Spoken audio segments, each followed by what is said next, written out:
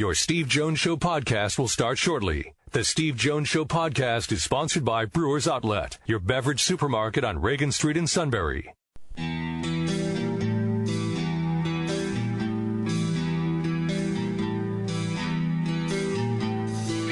Sports talk where your voice counts. This is the Steve Jones Show on News Radio 1070 WKOK. Now from the Sunbury Motors Studio, here's Steve Jones.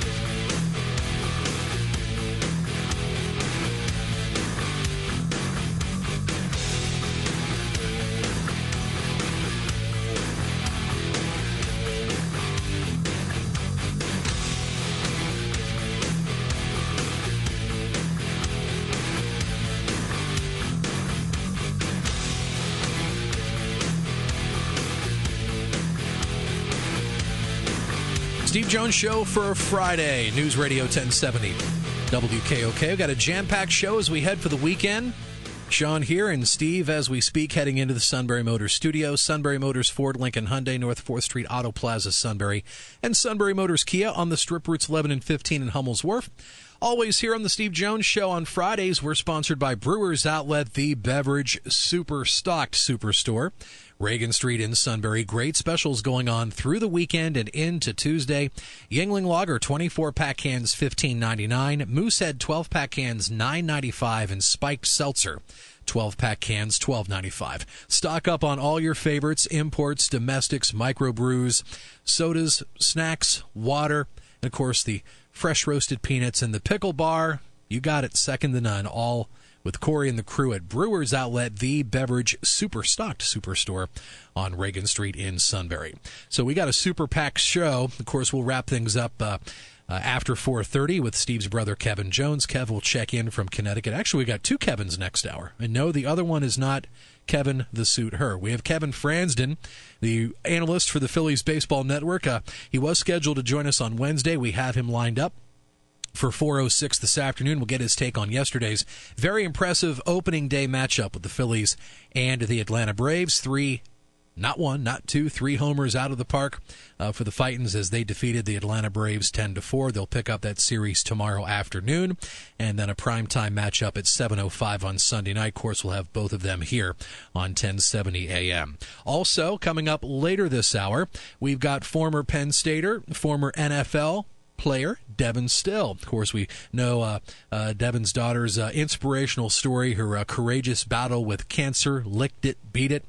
Last check, she had a scan earlier this year. She is still free and clear, and also Devin and his wife received some very, very good news not too long ago. So we'll talk to Devin about that. Of course, he is author of the book Still in the Game. You can check out DevinStillInTheGame.com for information on Devin's books. We look forward to Steve's conversation with Devin coming up at 3:35 live here on WKOK.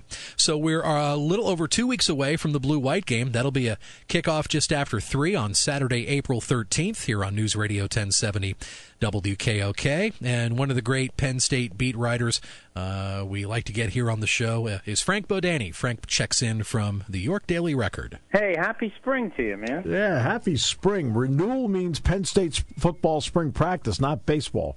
Yeah, right, exactly. That's what I'm focused on. I mean, look, if it's a nice day, the crowd at Beaver Stadium is going to outdraw the Alliance of American Football. All the games combined. Yeah, yes. Okay, so for you, primary focus, give me a couple areas that are primary focus for you. Well, I mean, you know, a lot of people, and James Franklin's been talking about safety, defensive tackle. I think they start with those two. I probably would add wide receiver and quarterback a little bit to a degree. Mm-hmm. But I think the first two positions that he's been talking about, he was asked about on Wednesday. He was asked about at the first spring press conference. That holds true because anymore it seems like the teams that are going to the playoffs, their defensive line, first of all, is dominant. Right. And I think Penn State has that potential. They've shown some, especially on the edge, but can they do it up front? Can they stop the elite teams from running the ball? Can they put pressure up front? And I think they need maybe a little more depth to, first of all. I mean, they got maybe three guys there that you're looking at, but how successful. I mean, you need more bodies that can. Right now, Penn State still needs to prove that. Same, and on the offensive line, I would almost say the same thing, because I think everybody was looking at the offensive line as being, hey, we know who everybody is going to be a strength, but then half the guys took off. So right. Yeah, and I wasn't surprised by Bates. I mean, I think everyone in August, in August thought that it probably might be his last year, because he's put a lot into it, and he's put himself in a good spot. McGovern's the one where I sat back and went, oh, really? He must have received a good grade. But now you've got to overcome that. Obviously, C.J. Thorpe played on defense last year. Now he's back on offense. And then Mike Miranda started, and I thought played pretty well in the Maryland game. And then there's Walker, who played a couple of times during the season but didn't play 4. Are those some of the guys you're looking at right away as potential guys to step up and get a lot of snaps? Oh, yeah, absolutely. I'm glad C.J. Thorpe is back on the offensive line. I'd like to see him there. I think his potential is greater there for him and for the team, because it seems like Penn State's offensive line, the one thing they might still be lacking or have been lacking is that attitude where they're just going to crush somebody up front. Right. And I think CJ might be able to bring that.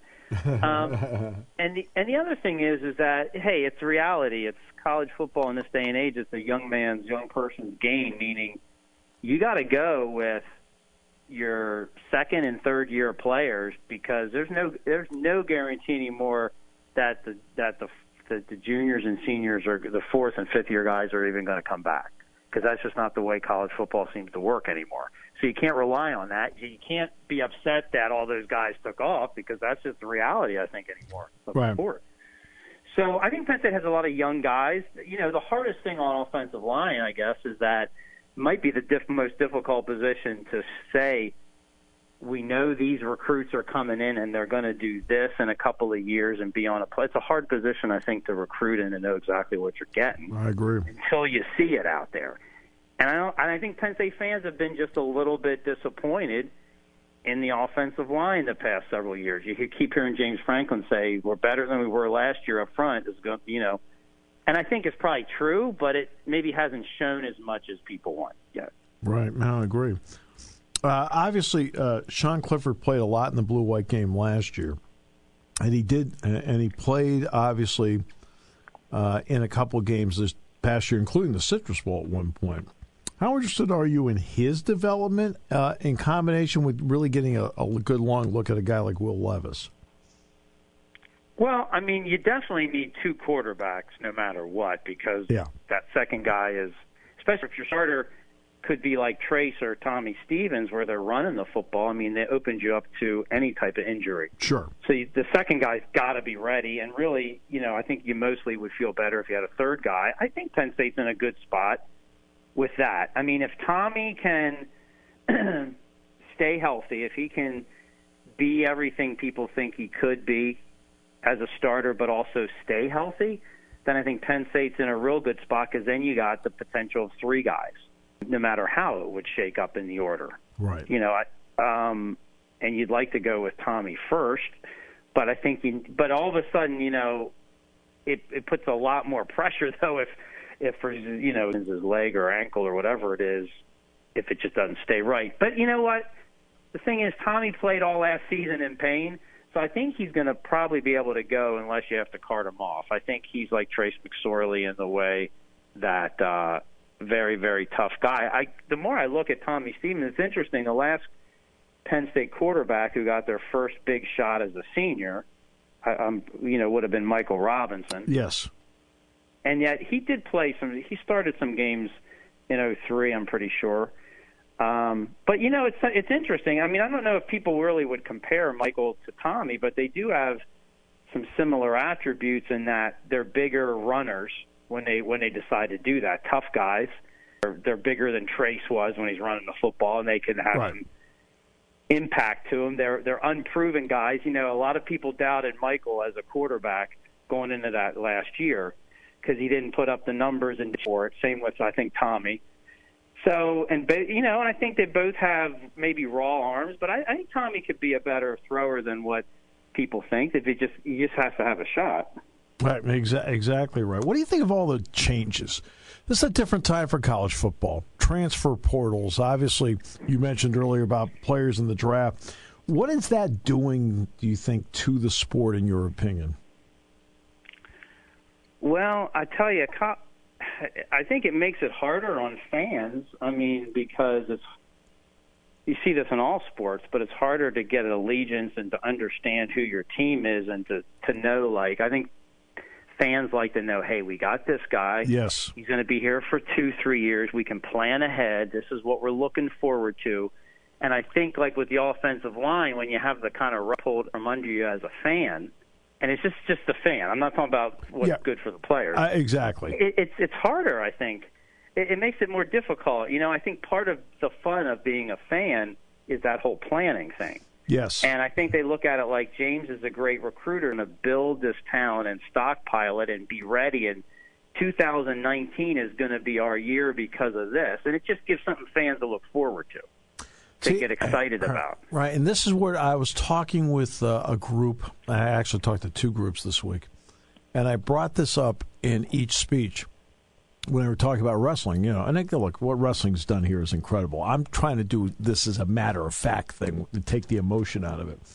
The advantage Cael Sanderson has over the hockey coach, the basketball coach, and the football coach is that in his sport there's nowhere to go. So because there's nowhere to go, a fan can count on, okay, these are the guys that are going to be coming back. Nick Lee is not going to be going to the and put his name into the wrestling draft and suddenly get drafted by Oklahoma City. It's not going to happen. He's coming back.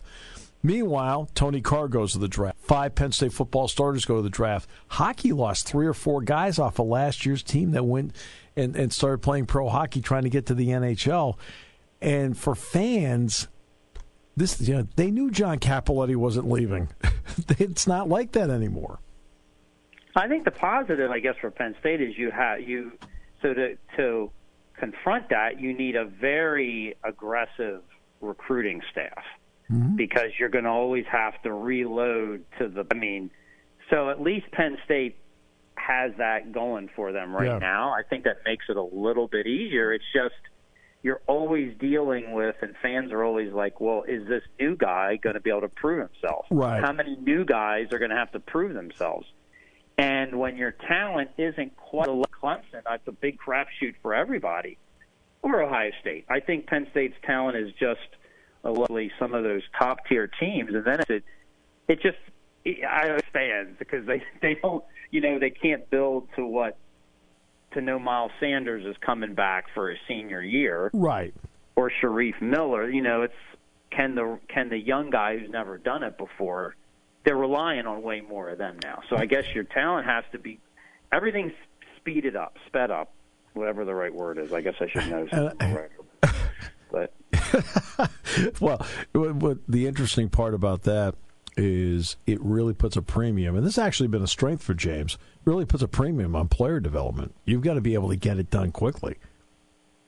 And plan ahead, like they're bringing a hunter in the country because they know Blake Gilligan's leaving, and they're going to try to impress the heck out of him because they know that position, a guy can step in right away, but they need the best to step in right away. Exactly. Plan 2 years ahead. And I like the aggressive. The bottom line is you depend on Pennsylvania and even Delmarva, right, for all your recruits. So to have a connection to Florida, you got to have a presence in these other places because you got to be able to get enough talent right away that next year, and you can't do it by going with your natural recruiting grounds. I don't know if anybody can. Well, you have to go where the talent is. And if it turns out that you can get half of your talent in your state in a particular year, great. If it turns out there's a year that you can only maybe get 10 to 25% of your talent from your state, then you're going to have to find the other 75% someplace else. You have to go where it is. And these guys have done a great job, I think, of branching that out. Because, look, even Joe did that. Remember, they started getting into South Carolina. They dabbled a bit in Florida because they were going where the talent was. Yeah, and this year is the strongest year in forever in the Maryland, D.C., Virginia area. But there's no guarantee that Penn State's going to be able to choose every guy. They're not going to be able to because, Alabama's coming up and Clemson's emerging. Yes. So they're still south. They're not as far south. So they're more of an attraction to guys in Maryland and Virginia, too. So you're going to have to go even outside of that. Just because this is the greatest talent year in that area where Penn State's close to, they're still going to have to go outside. I think people are concerned because they don't have all these commitments yet. But there's a lot more competition, and it's not, like the schools we just mentioned. They're in Ohio State. They're all in that area in Baltimore, and Maryland, and D.C., and Northern Virginia. Just so you know that they're always concerned. Sure, of course. No matter what, they're always concerned. I'm really worried about this. It's okay. Go about your life. It'll be good. Well, and you know what? I think the other part is that James got things going quicker than a lot of people did. But when the near misses are painful to fans, I think. Right. Doesn't matter how quick if you got there quicker than you should have, the near misses are painful, I think, to people. No question. I agree completely. Frank, it's always a pleasure. It's great to hear you on the other end. That means it's good news. It's time to start talking more football. Yeah, I look forward to seeing you in a couple weeks. Yeah, same here, Frank. Thanks so much. Take care. Party time, game time, or just fun time. Doesn't matter what time it is because it's Brewers Outlet time. The Beverage Supermarket has the area's largest beer selection. Imports, microbrews, ciders, and domestics. Pick from over 100 ice-cold 12-packs and dozens of 24-ounce singles. Soda, snacks, hot sauces, fresh roasted peanuts. Make it one-stop party shopping, and don't forget the pickle bar. So whatever you're celebrating or just doing it up, Brewers Outlet, Reagan Street, Sunbury wants to see you. And thank you for your years of patronage. All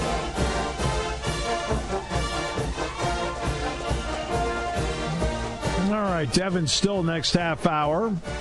Kevin Fransden, and then the King. And Sean, I have some news for the King today. Anything to do with his birthday earlier this week or something different? It's something different. Oh, okay. I have actually news for him. And you're going to have to wait for the news as well. I will wait. Yes. All right. So some news for the King today. I will not badger you during the commercial breaks. Won't do that. I usually leave anyway.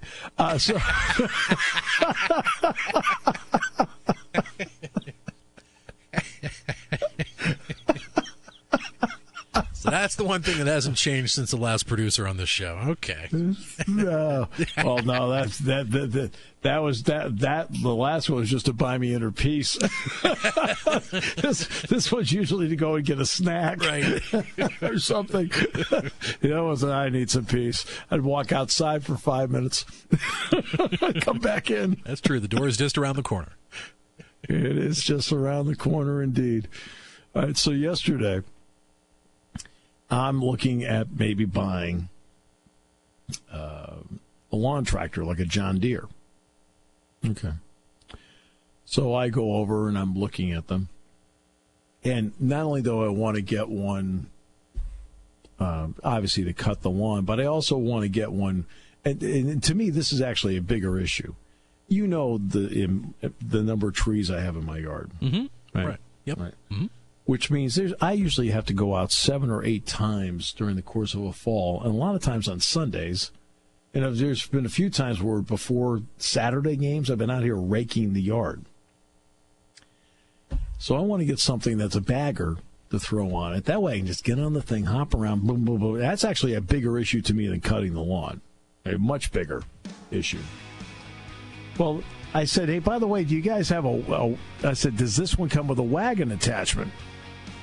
He said, absolutely. And he showed me the area where the pin would go in. He showed me where the pin is. And then he's showing me the wagon. Because obviously with the wood, because we have a wood stove, I want to be able to haul the wood back and use the tractor to do that. Okay? And he says, and it detaches and you can use it like a wheelbarrow. And I said, my man, if I'm spending money on that thing right there to get that, I said, there'll be no pushing of that. I said, the reason I'm getting these two is that they work together. He looked at me, started laughing. He says, "That's a really good point." Will never be detached. I say, excuse me, if I'm buying that, there'll be no pushing.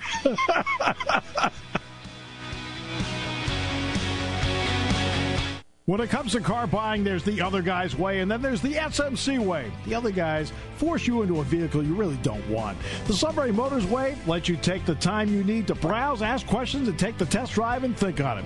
For over 100 years, the Mertz family and all their employees have made your experience the most pleasant one you'll ever have. The other guys won't offer you the best price for your trade, no matter how much they say they will. The SMC way is their promise to provide you with the most money the market shows your vehicle is worth. The SMC way is to offer you all applicable factory rebates on new vehicles and generous discounts. Looking for a pre-owned vehicle? The SMC way checks each vehicle in a 200-mile radius to determine the lowest price, then beat it. It's the lowest price promise, just part of the SMC way. The choice is up to you. The other guy's way or the SMC way. The SMC way wins every time. Sunbury Motors Company in the North 4th Street Auto Plaza, Sunbury, and at sunburymotors.com. Selling more cars and satisfying more customers for over 100 years. Taking your calls at 800-795-9565. This is the Steve Jones Show on News Radio 1070 WKOK. Now from the Sunbury Motors Studio, here's Steve Jones.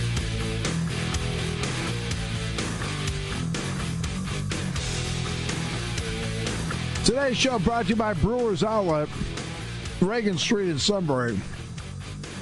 Did Lawrence say they're doing a primer on the Democratic presidential candidates? Must be getting an early start. That's a 50-part series. I got primer. Today's show brought to you by Brewers Outlet, Reagan Street in Sunbury, the beverage supermarket. Specials between now and Tuesday. Yingling Lager, 24-pack cans. $15.99. Moosehead, 12-pack cans, $9.95. Spiked Seltzer. Spiked just the way Sean would spike it. 12-pack cans, $12.95. Imports, domestics, microbrews, best selection of beer anywhere. Wine coolers, water, soft drinks, snacks. They roast their peanuts fresh and out every day. And the pickle bar led by the barrels and the dills. Let's say it all together now. Second to none.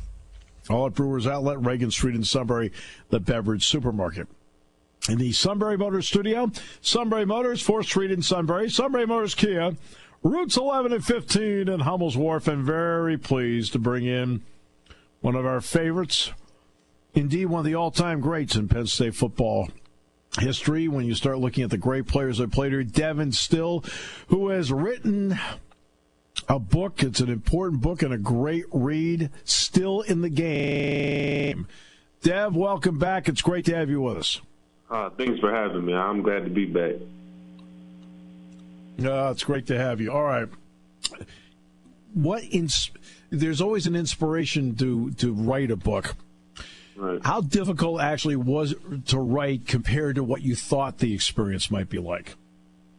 Yeah, to be honest with you, I really had no want in writing a book. I was actually inspired after I got injured with the Texans and I had foot surgery. You know, I was falling in and out of sleep because of the pain medicine that I was on. And when I woke up one day, I saw Oprah on TV interviewing Jack Canfield about Chicken Soup for the Soul. And Jack was talking about how, yes, you know, he always told those short stories in his book to inspire people to overcome their struggles. And I was just inspired in that moment to, you know, share my testimony, things that I went through before Penn State, at Penn State, and with my daughter to help people, you know, have a playbook to get off the sidelines and get back into the game of life. You've had so many great moments as a player. I mean, I could sit here. Obviously, I called every play of your Penn State career. But there's also been, obviously, the tough moments, and we all know about, everybody knows about Leah. But with the injuries and so forth, what have you been able to, what did it take you to concentrate more on the positive moments as opposed to what could easily be a woe is me and concentrate on the negative moments? Right, but I think that life is all about perspective, right? You can either think that things are happening against you or happening for you. And I chose to look at each and every injury that I faced as an opportunity for growth, for me to find out what I needed in order to, advance to the next level or advance to the next step. So every time that I faced an injury in my life, I used it as a way to grow me mentally, physically, and spiritually, and ended up paying off for me when my daughter got diagnosed with cancer, because all the lessons I learned overcoming all those injuries that I faced at Penn State is what I used, to help my daughter overcome this battle with cancer. There's no question about that. And, of course, you're the one that came up with the idea before the Nebraska game that instead of running through the tunnel, you would march out linked arms together. What inspired you to do that and to come up with that idea in such a short period of time? I remember just sitting on my couch of my off-campus apartment, and I remember just watching downtown, break out in frustration, and students were going crazy. And I just knew, as the leader of the Penn State football program, that a lot of people in that community looked to the football program for answers. And I felt like we needed to do something to symbolize to everybody that we needed to stick together during this tough time as a community. And I felt that if we walked out that tunnel locking arms, that was going to show everybody that we wasn't going to waver in the face of adversity, that we were going to stick together and find a way to overcome. When you get to the pros, you have certain expectations. Mm-hmm. How long, when various things happen, did you hit those why me moments, and then what allowed you to overcome why me? The biggest why me moment I had was during my rookie season, because I don't know if a lot of people know it or not, because it wasn't really publicized, but when we got handed down the Ticket City Bowl during my senior year, the original plan was for the team to boycott the bowl game because we felt like we got slighted because of everything that was happening with the program. And I ended up talking the team into going to the bowl because I felt like that would be the wrong thing to do for the university, is just to give up because we wasn't treated fairly. I thought that was sending the wrong message to the university that it's okay to give up during a trying time. And, I ended up getting injured when I was down there at the bowl game. A lot of people in my corner told me a lot of people in my corner told me not. I remember when this happened, because, look, Penn State should have had the Outback Bowls, what they should have had. Right. And instead they got shoved to this bowl in Dallas at the Cotton Bowl. And then I remember you getting hurt. And I remember saying to Jack Ham, I said, of all the things to happen, I said, this guy just needs to get through this to get to the draft. Yeah, exactly. So I ended up breaking my toe during practice down there. And I actually blew out my back in warm-ups before the Ohio State game. So I was dealing with a lot of injuries, and that carried over to my training for the combine and stuff like that. And I never really bounced back from those injuries during my senior year. And I often questioned, why that had to happen to me. If I tried to step up and do what was right as a leader and, do what was right for the university, how did this happen to me? But I think that's just a part of, being a leader, is that you have to put your constituents and the people you're leading before your own personal gains. And, I don't regret any moment of it. I believe that, you can correct me on this, I think Leah was born when you were still here at Penn State, correct? Yep, my junior year. Yeah, that's what I thought. I can remember her being, I think you brought her to a banquet, and I saw her. When it happens with her, who did you lean on? You had to lean on yourself, to lean on your faith, but was there somebody else that you leaned on that really helped you get through it? Yeah, definitely my wife, because she was the only person with me in Cincinnati. A lot of people saw what I was going through on the cameras or during my interviews, but nobody really knows what I was going through behind, closed doors, except for my wife. And she was able, to help carry me through those dark times and just reminded me that I wasn't going through this alone, that she was going to be with me every step of the way, and we were going to make it through this dark time. And part of that dark time is, and look, I can relate in some way. It's not cancer, but I had a son born with spina bifida, so he had a lot of, he had a lot of surgeries and twists, turns along the way, and a lot of appointments that had to take place. Things that people would not know about. That means people don't realize the number of items you had to go through, the number of appointments you had to go through. What was that like for you? And and you talked about getting through it together, but what carried you over there? Because not all the news was always going to be good news. Just my belief and my faith that we were going to be able to, pull through this. I knew that, with the amount of bad news we were getting from these doctors, I knew what would happen if we gave up, right? That my daughter wouldn't get better and she'll eventually succumb to this disease. But I didn't know what could happen if we would continue to fight, through those hard times. But I knew that it was better than giving up. I knew that if we continue to fight, then there's a possibility my daughter may be able to beat this disease. But if we gave up right then and there, then she would have no chance. So just having faith or, the ability to look ahead of time and see that we had a light at the end of the tunnel, we continue to fight is what pushed me. When you're playing the game, Devin, you can control what you're doing out there. You know you can beat that man in front of you at the line of scrimmage, which I watched you do many, many times. Mm-hmm. How helpless, though, did you feel in this situation because you couldn't control it? I felt extremely helpless. I knew that we couldn't control what the treatments would do for my daughter's cancer, but I understood that we could control the attitude that we took during this fight. That's why a lot of times people were following me on social media. They could see us smiling all the time or having fun in our videos, because I always learned, from the moment I started playing football, that the moment you stop having fun playing a game, then you already lost. And I just took that approach to this fight with cancer. I felt like if we allowed cancer to control our emotions and how we handled, everyday life, then we had already lost the battle. So I made it a point that we were going to continue to have fun regardless of our circumstances, and I think that positive attitude is what carried us through the battle. And you mentioned as we started this out about the Texans getting hurt and obviously the issues you had to go through there. Is that the attitude that carried you through that, or did you have to remember that attitude? No, the funny thing is when I ended up getting hurt and I had foot surgery, I was still walking around with a smile on my face, and my wife thought I was crazy, and she ended up calling my dad, asking, what's going on with him? Is he holding this stuff, his emotions inside because he's so frustrated, and he's just trying to walk around with a smile? But, what I really thought to myself is I was already in a dark place just a couple of months before I ended up having foot surgery, and we were able to make it through that dark time. So to me, I'm a big man of faith, and if God already proved to me that, he can get me through those dark times, I still kept a smile on my face because I knew that regardless of how much this hurt, that I made it back, from my daughter having cancer to now getting injured again. I knew that there would be something great that comes of this.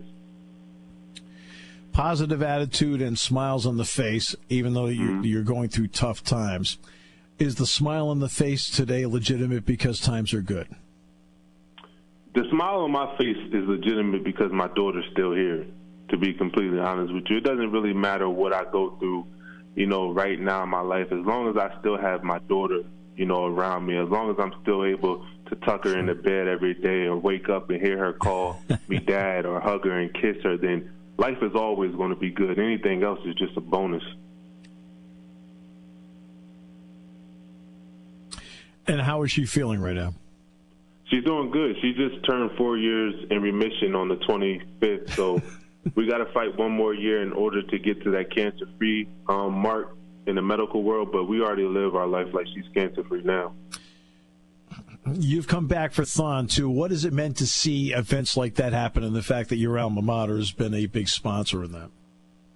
It means everything. It really made me realize how important the work we were doing when we was at Penn State was, because a lot of the times we would take these families on tours inside the football building just to show them a day in the life of a Penn State football player. But one of the biggest regrets that I had during that time is not really sitting down with the families and talking to them and actually finding out what they were really going through. So when my daughter was thrown into that fight and I knew firsthand what it's like for families to battle childhood cancer, it really made me realize just how important the philanthropic work that Penn State does for childhood cancer is. In the book, Still in the Game, when you were done with it, what did you learn about yourself just by writing it, because that can obviously be therapeutic. What did you learn about yourself in it when the book was done? Say, you know what? I'm really glad I did it because I learned this.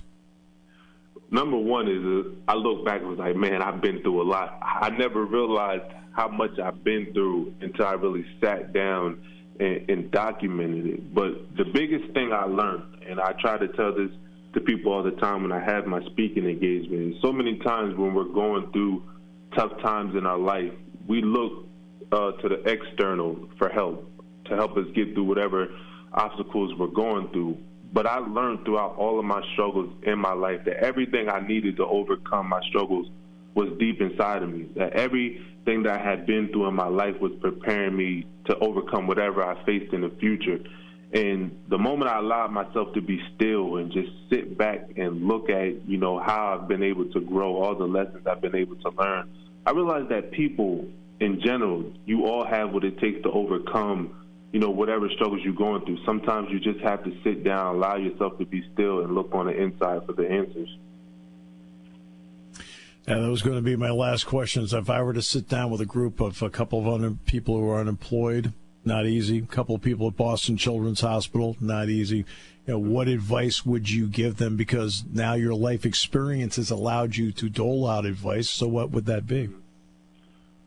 Let them know that they're still in the game. It doesn't matter what they're facing. It doesn't matter what obstacles are in front of them. They still have a chance to overcome and make their comeback no matter what they're going through, because there's still time on the clock. You just have to make the decision to get off the sidelines and get back into the game. It's DevinStillInTheGame.com, DevinStillInTheGame.com, and the book is Still in the Game, which I'm privileged that I have a copy and was able to read a copy of it. It is outstanding, and I appreciate the fact that you gave us time today, Dev. It's always great to see you when I get that chance, too. I appreciate it, Steve. All right, my best to you, everybody, Leah, our best. Thanks a lot for the time today. It was great. Thank you. All right, thank you. All right, we'll come back. Boy, that was great. Devin Still, great to hear him. What a journey. What a journey. We'll come back with more in a moment as we continue on News Radio 1070 WKOK. Brought to you by our good friends at Brewers Outlet.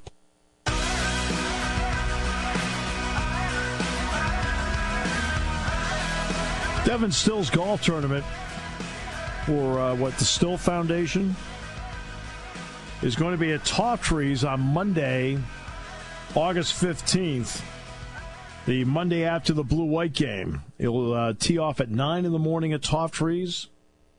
So check that out. Give Tawtrees a call about that. See if you can get yourself registered, get a team in there to help out with the Still Foundation on Monday, April the 15th. You can go to stillstrongfoundation.org for that. And also you can email Trish at stillstrongfoundation.org, TRISH at stillstrongfoundation.org, and DevinStillInTheGame.com for the book.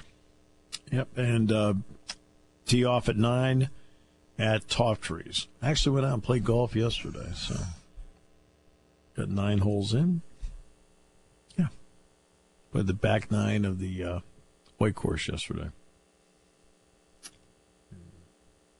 Now we know spring's here. Finally. I shot 41. I did. I was like, really? First hole I played, I parred. You did not sound optimistic when we talked about that after the show on Wednesday. Well, ball's rolling in the hole in the first hole to par. I was like, take that, suit.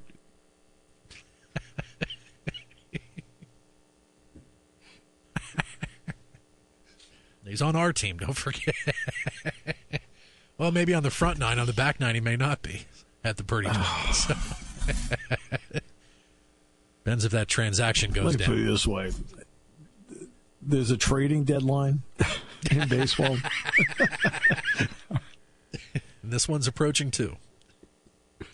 At least the guys they trade in baseball go to spring training and they work to get to that point. I mean, come on. Our guy won't even go out. I mean, Dave Ritchie, he'll go out. He'll play some rounds. I mean, obviously, Craig will be in mid-season form. I'm expecting to be in mid-season form. The heck? And then Senior Slice gets out there. You want to talk about the ability to throw the curveball, throw the hook. Now he has a bridge. Now he has a bridge named after him. Yeah. So it's like it's unbelievable. He's a bridge burner. But that'll be not a worm burner, a bridge burner. No. And we mentioned Devon's foundation, Devon Stills Foundation, April 15th at Toft Trees. Purdy Memorial Golf Tournament is going to be on Wednesday, May 8th, and we're doing the show on the 7th at Penn's Tavern. That's going to be great. I'm looking forward to that. We are. First of all, I love the food there. Let's start with the food. Thinking about that, that'll be a lot of fun. Next half hour, Kevin Fransden. The Phillies are on track to be 162-0. They booed Bryce Harper after he struck out a second time. That's the first game of a 13-year contract. They booed him. Oh. We're a city of high expectations. Did you see what Eli Manning wrote about the 9-year-old kid at the link? Did you see that? He said, that kid said a couple of words to me. I had to go look up.